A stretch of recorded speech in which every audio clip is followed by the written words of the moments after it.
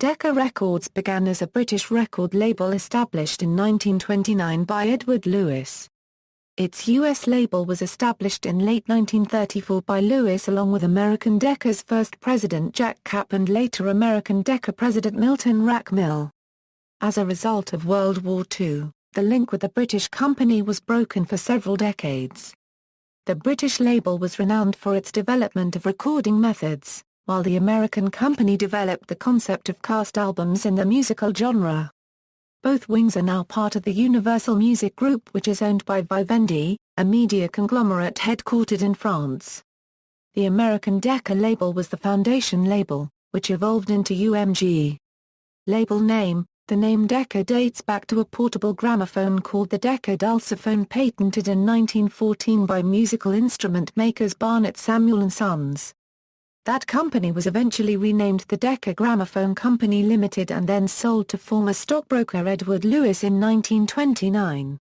Within years, Decca Records Limited was the second largest record label in the world, calling itself the Supreme Record Company.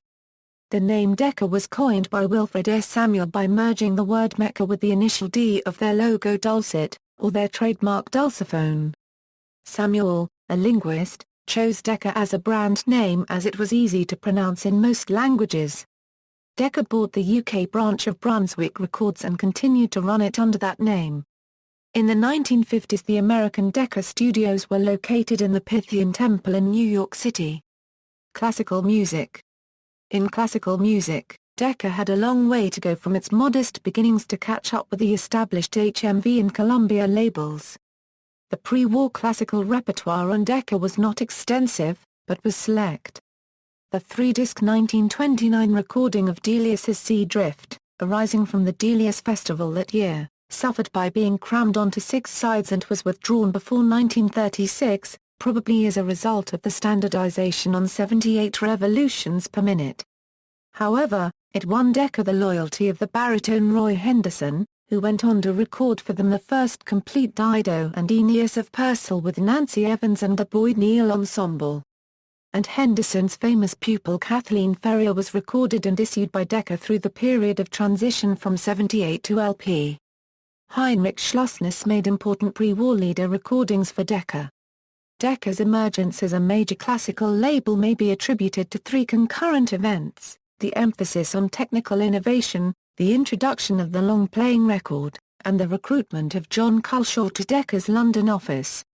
Decca released the stereo recordings of Ernest Ansermet conducting l'Orchestre de la Suisse Romande, including, in 1959, the first stereo LP album of the Complete Nutcracker, as well as Ansermet's only stereo version of Manuel de Falla's The Three-Cornered Hat, which the conductor had led at its first performance in 1919. John Culshaw, who joined Decca in 1946 in a junior post, rapidly became a senior producer of classical recordings. He revolutionized recording a euro of opera, in particular. Hitherto, the practice had been to put microphones in front of the performers and simply record what they performed. Culshaw was determined to make recordings that would be a theatre of the mind, making the listener's experience at home not second best to being in the opera house, but a wholly different experience. To that end he got the singers to move about in the studio as they would on stage, used discrete sound effects and different acoustics, and recorded in long continuous takes. His skill, coupled with Decca engineering, took Decca into the first flight of recording companies. His pioneering recording of Wagner's Der Ring der Nibelungen conducted by Georg Solti was a huge artistic and commercial success. In the wake of Decca's lead, artists such as Herbert von Karajan, Joan Sutherland and later Luciano Pavarotti were keen to join the company's roster. However, Culshaw was, strictly speaking, not the first to do this. In 1951, Columbia Records executive Goddard Lee Burson partnered with Broadway conductor Lehman Engel to record a series of previously unrecorded Broadway musical scores for Columbia Masterworks, including what Engel, in his book The American Musical Theater, A Consideration, termed Broadway opera, and in 1951, they released the most complete Porgy and Bess recorded up to that time. Far from being a mere rendering of the score, The 3 LP album set used sound effects to realistically recreate the production as if the listener were watching a stage performance of the work. Until 1947, American Decca issued British Decca classical music recordings. Afterwards, British Decca took over distribution through its new American subsidiary London Records. American Decca actively re-entered the classical music field in 1950 with distribution deals from Deutsche Grammophon and Parlophone. American Decca began issuing its own classical music recordings in 1956 when Israel Horowitz joined Decca to head its classical music operations.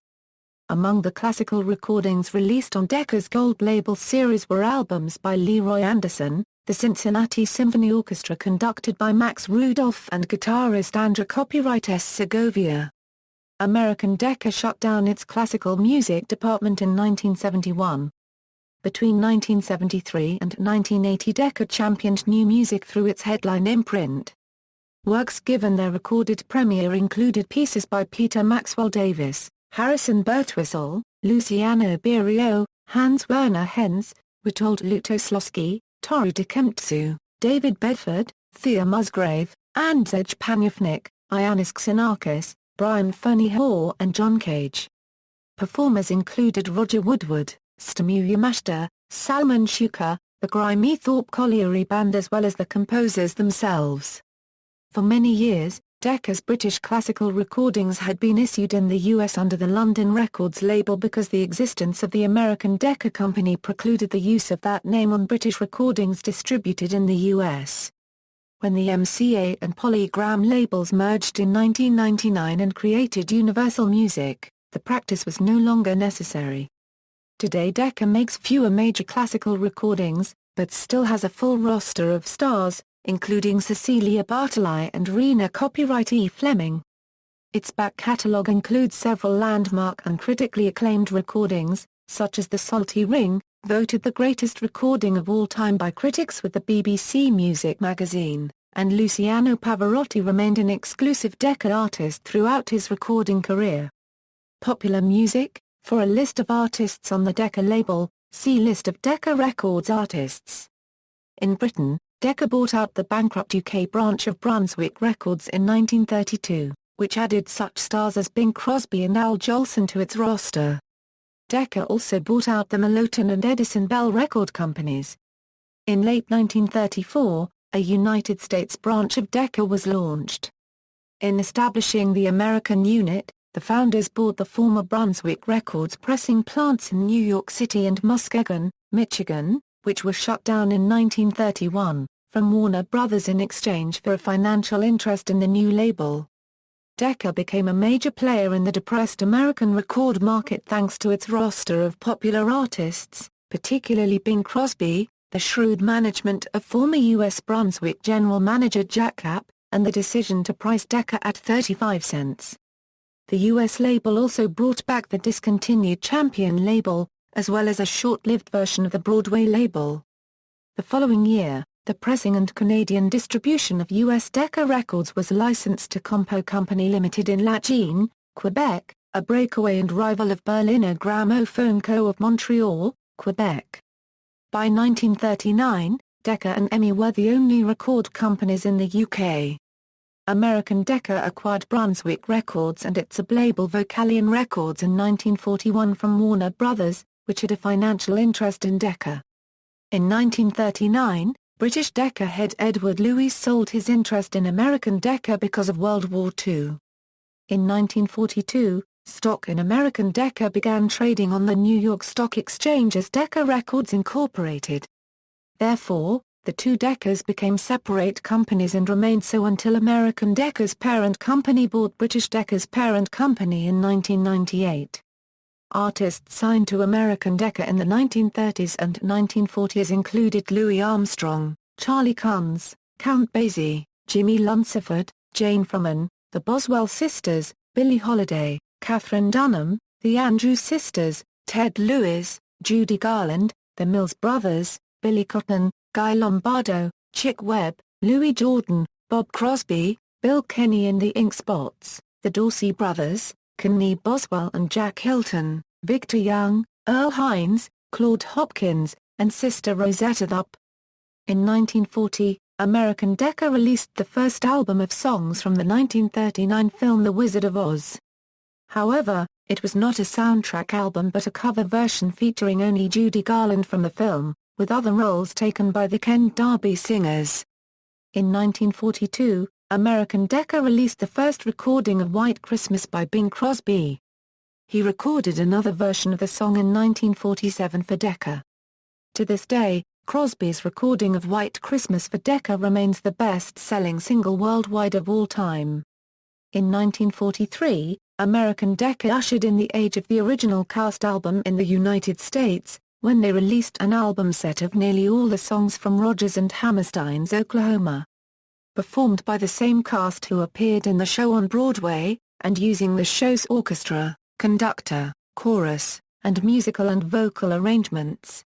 The enormous success of this album was followed by original cast recordings of Carousel and Irving Berlin's Annie Get Your Gun, both featuring members of the original casts of the shows and utilizing those shows' vocal and choral arrangements. Because of the technical restrictions of recording on 78 RPM's records, none of these scores were recorded totally complete. They were shorter than cast albums made after LPs were introduced.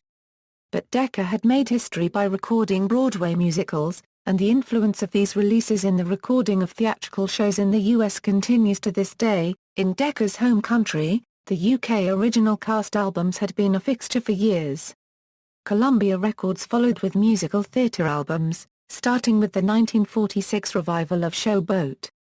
In 1947, RCA Victor released the original cast album of Brigadoon.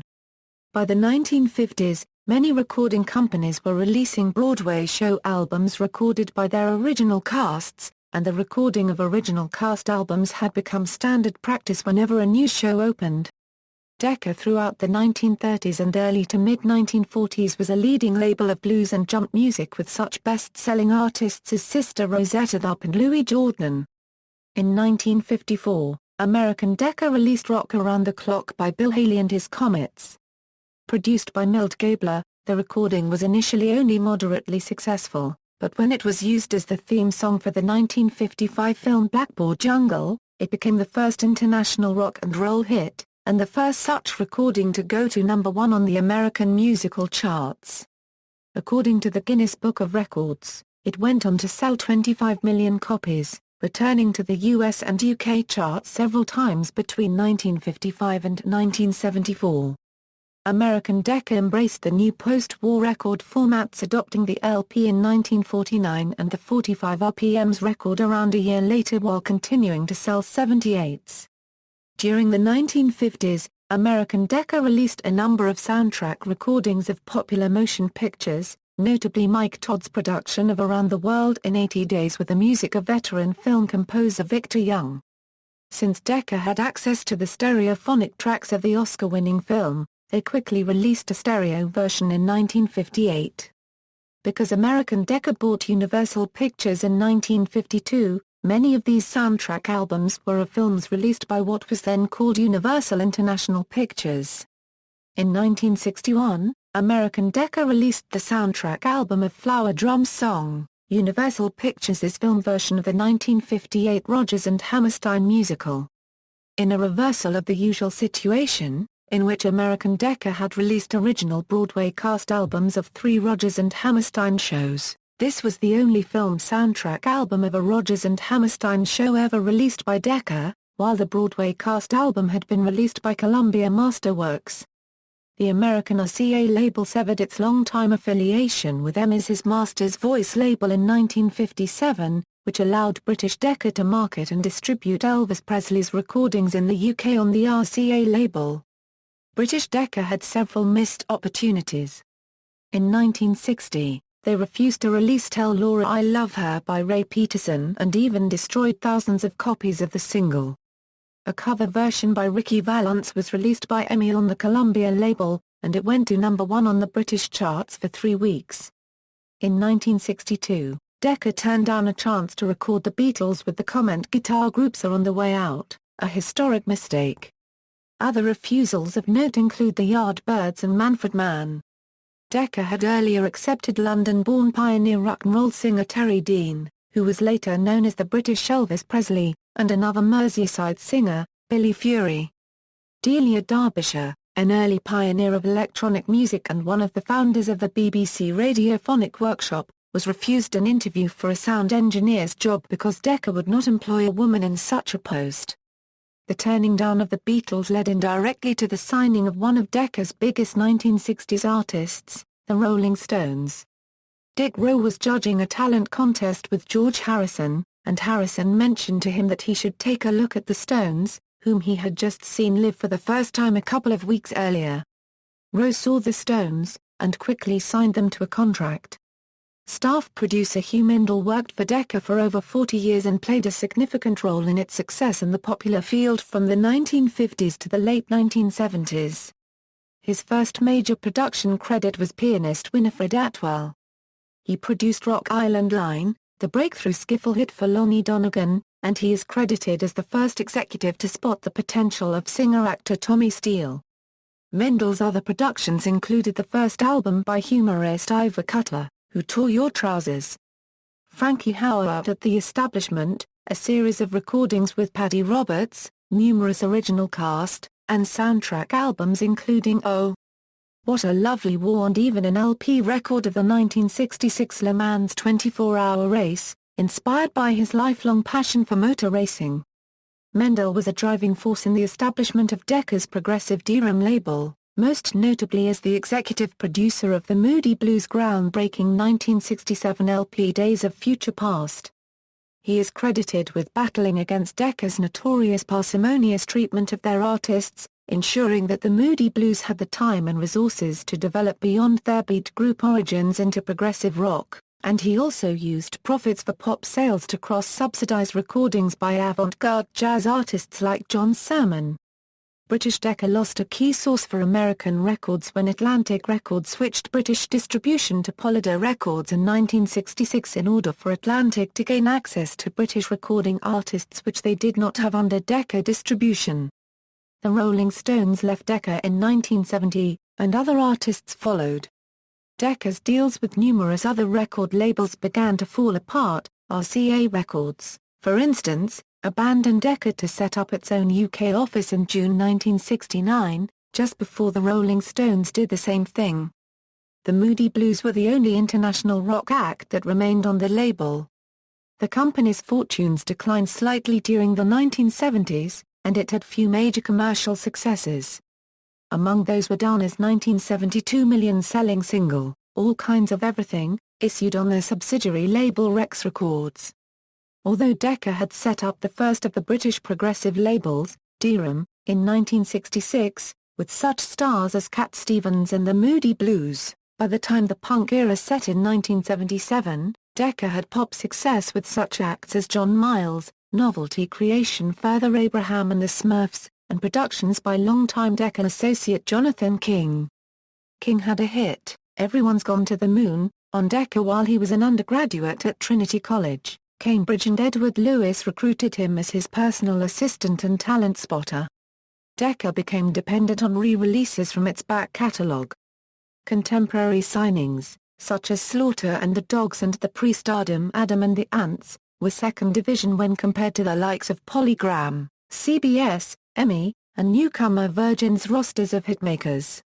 Spoken word, American Decca also released several notable spoken word albums, such as a recording of Charles Dickens's A Christmas Carol starring Ronald Colman as Scrooge, and a recording of the Christmas chapter from the Pickwick Papers read by Charles Laughton.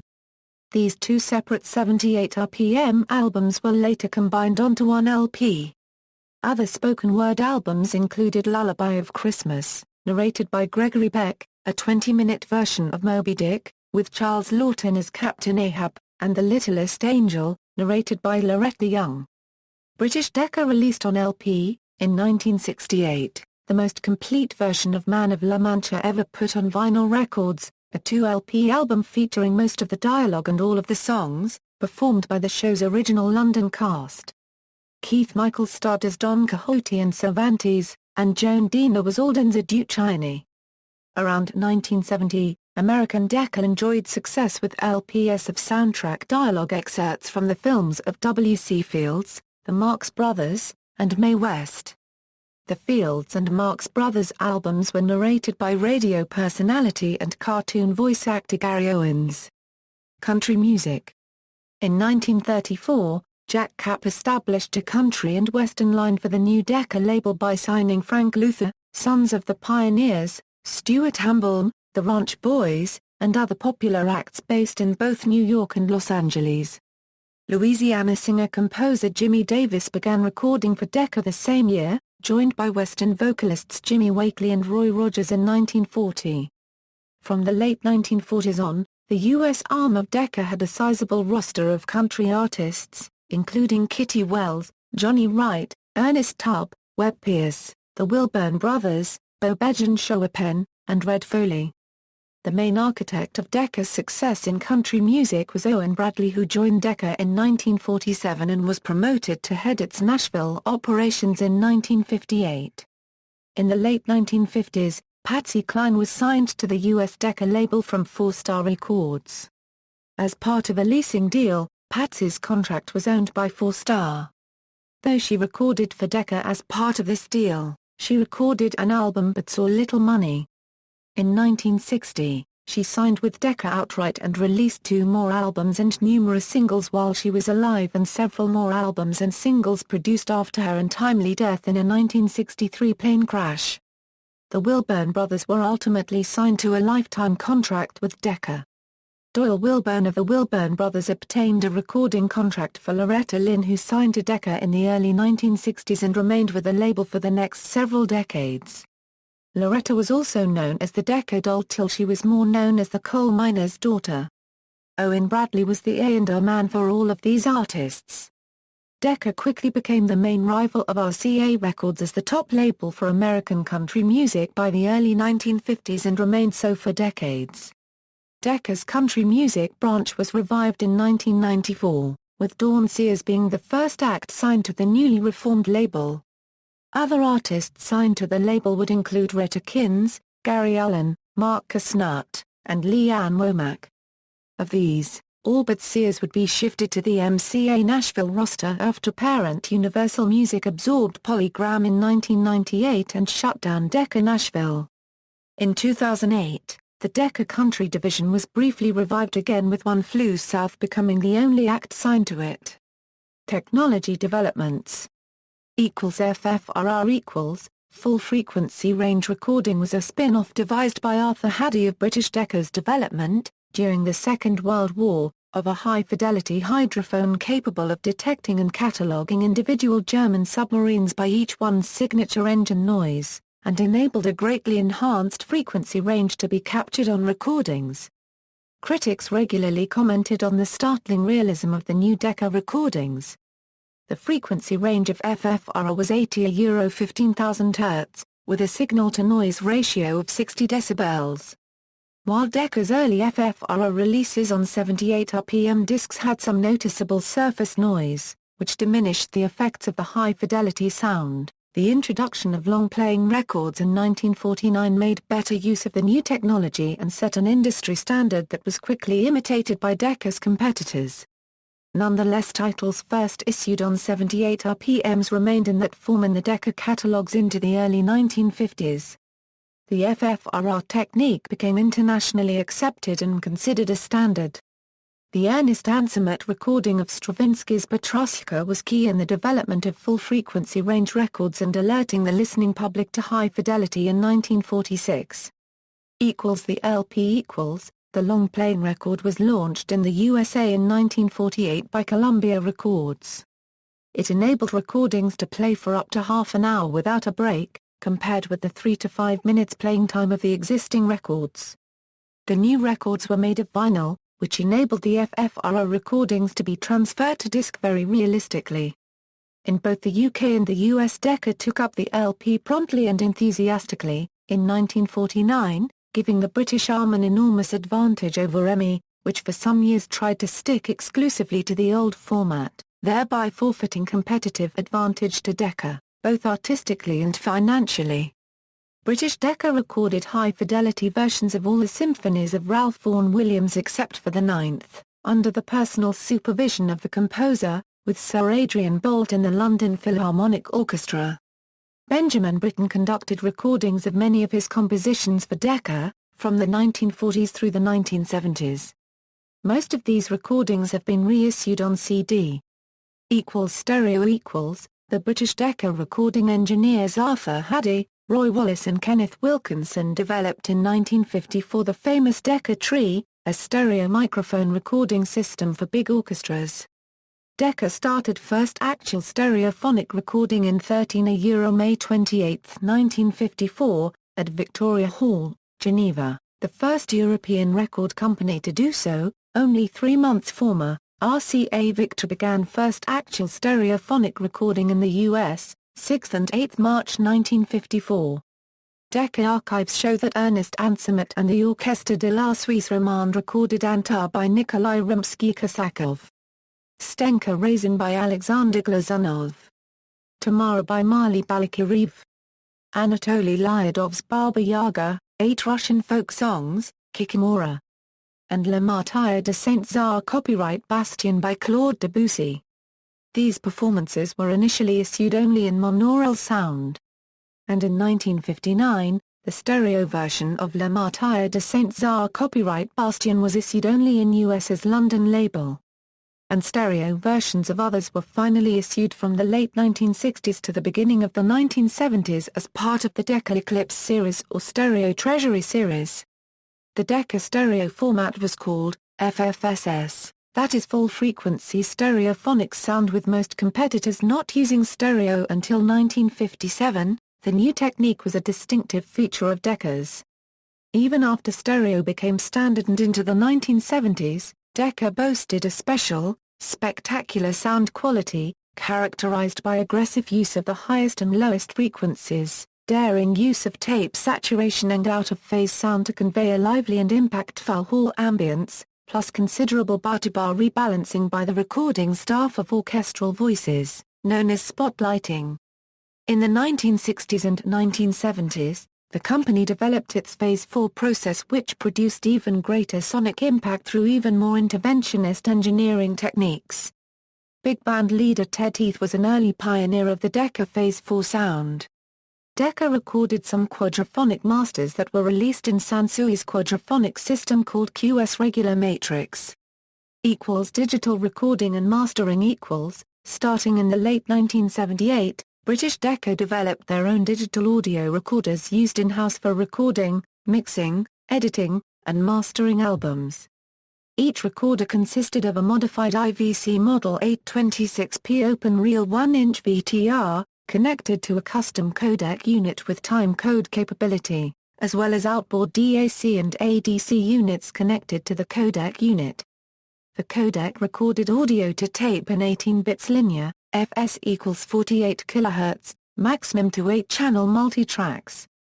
With the exception of the IVC VTRs, all the electronics for these systems were developed and manufactured in-house by Decca. These digital systems were used for mastering most of Decca's classical music releases to both LP and CD, and were used well into the late 1990s. After the start of the new century, Decca became actively involved in pioneering a new generation of high-resolution and multi-channel recordings, including Super Audio CD, and DVD audio formats. Decca is now routinely mastering new recordings in these formats.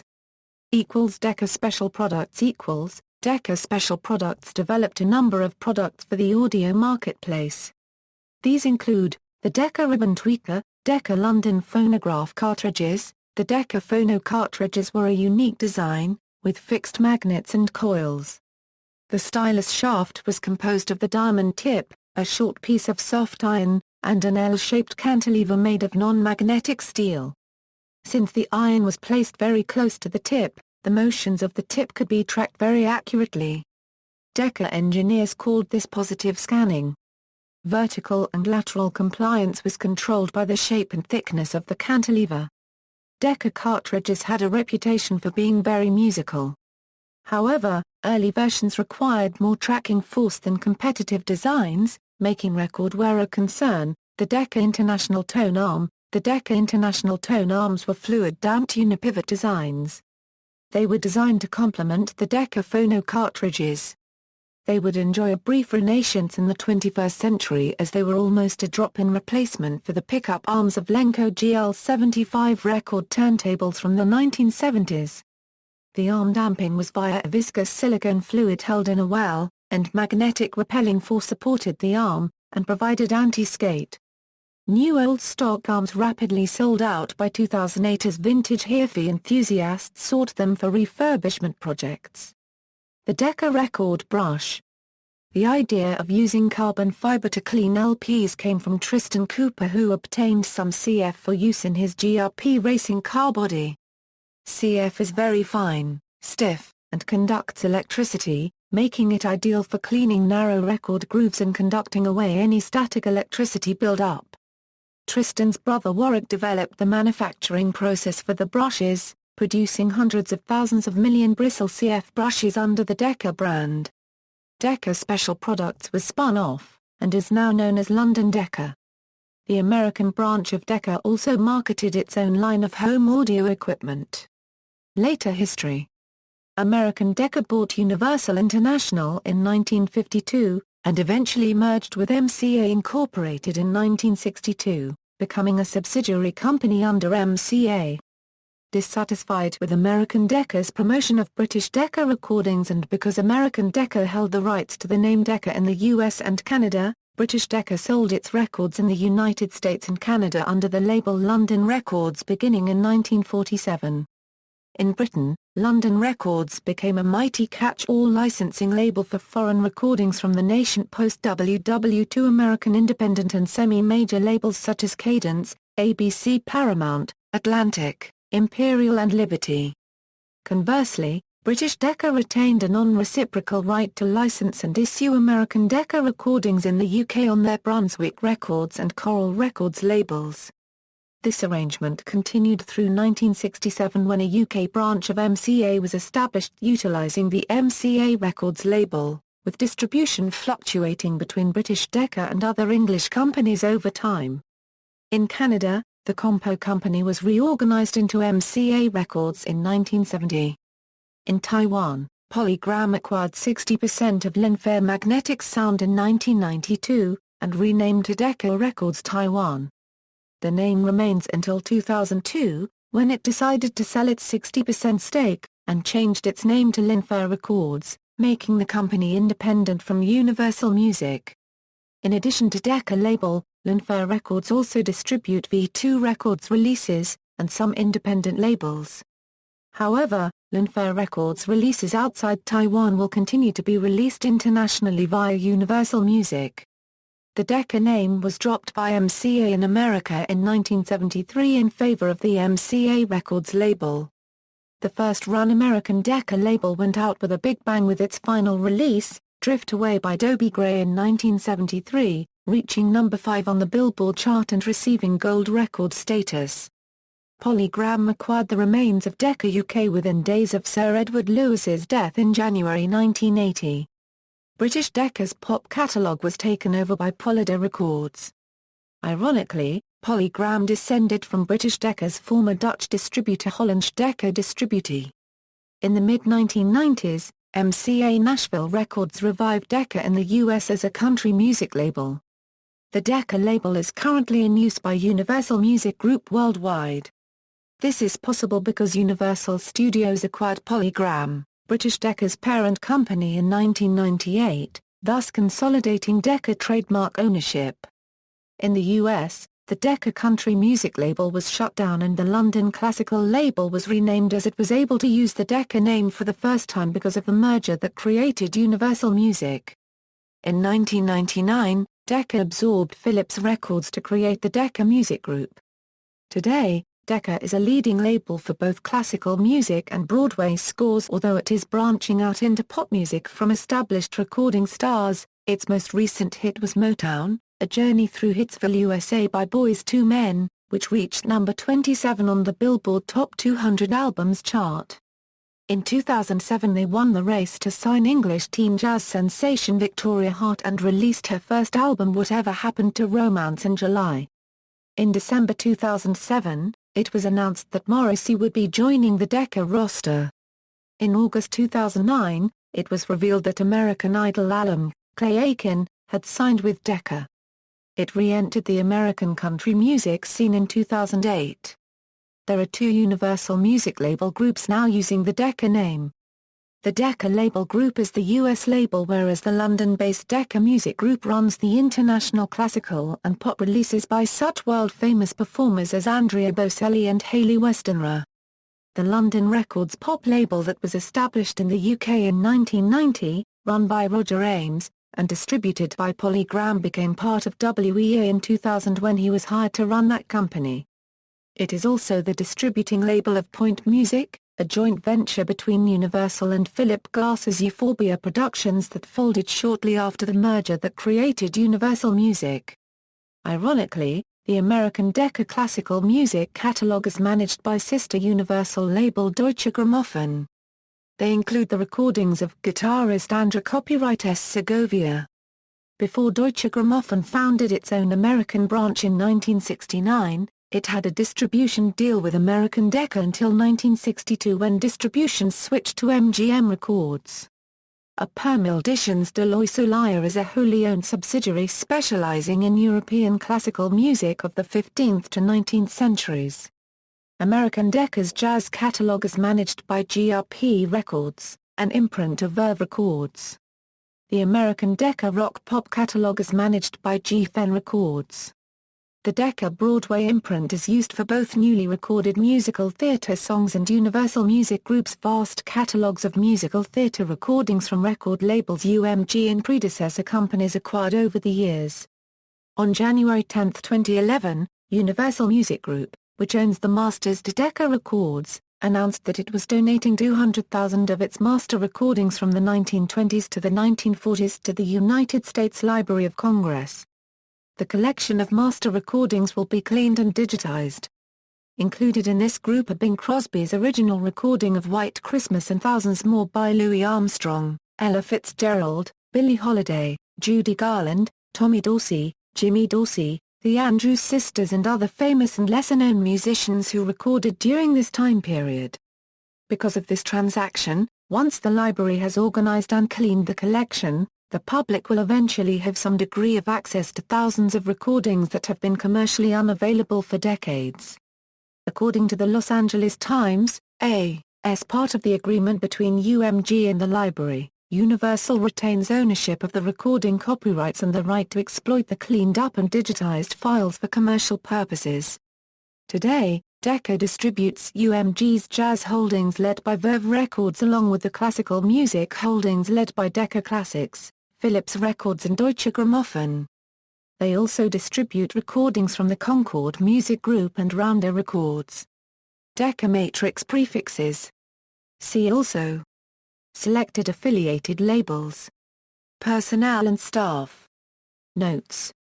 References: Culshaw, John. Putting the Records Straight, The Autobiography of John Culshaw.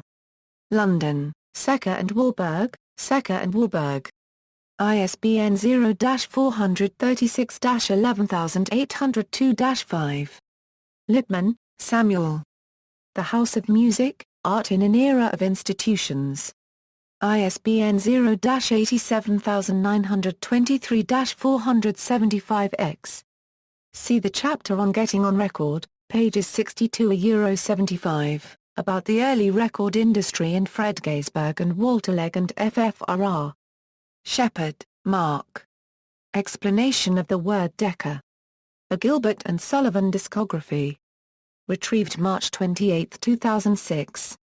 External links: Official website, Decca Classics, Official site, Decca Label Group Official site, Decca Broadway Official site, a page about Decca's digital audio recording system, Decca's classical discography from 1951, the Judy Garland online discography Decca Records section, Decca West Africa series online.